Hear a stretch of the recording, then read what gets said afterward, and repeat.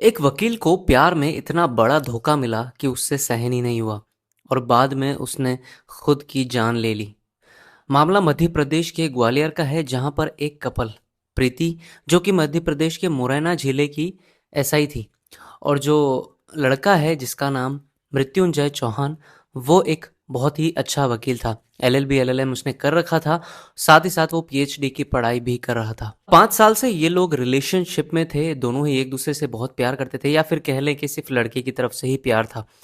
अब यहाँ पर अक्सर ऐसा होता था कि सैटरडे संडे इनका मिलने का रहता था। कभी जो प्रीति थी वो ग्वालियर आ जाती थी, या तो फिर कभी मृत्युंजय वो मुरैना चला जाता था, दोनों ही एक दूसरे से मिलने के लिए।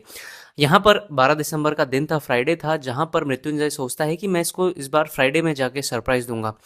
वो जैसे ही उसके फ्लैट पर मुरैना पहुँचता है, तब देखता है कि प्रीति अंदर ही थी। अब यहाँ पर वो कमरे के अंदर एकदम घुस जाता है तो प्रीति घबरा जाती है। रूम में से दारू की स्मेल आ रही थी। अब यहाँ पर उसे ऐसा आभास होता है मृत्युंजय को कि किचन में कोई भागा है या फिर कोई छुपा है। जैसे ही मृत्युंजय किचन में जाता है, तब दरवाजे के पीछे एक शख्स छुपा हुआ था, जो कि मध्य प्रदेश पुलिस में कांस्टेबल था, जिसका नाम था अराफत। वो प्रीति का आशिक था।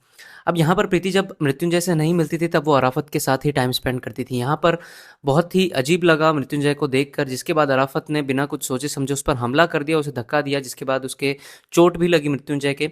मृत्युंजय ने भी पलटवार किया, लेकिन अराफत वहां से भाग गया। उसके बाद प्रीति भी घबरा गई थी। यहाँ पर प्रीति के फ़ोन से मृत्युंजय उसके परिवार वालों को फ़ोन लगाता है और सारी कहानी बताता है, जब तक प्रीति भी वहाँ से भाग जाती है। अब यहाँ पर वो पुलिस में जाता है, कंप्लेन वगैरह करता है, लेकिन पुलिस उसकी सुनती नहीं, कंप्लेन वगैरह लिखती नहीं, तो वो परेशान हो जाता है। इसके बाद मृत्युंजय 13 दिसंबर यानी कि जस्ट अगले दिन अपनी माँ को भारी आवाज़ में फ़ोन करता है, बोलता है कि ऐसा ऐसा हो गया है।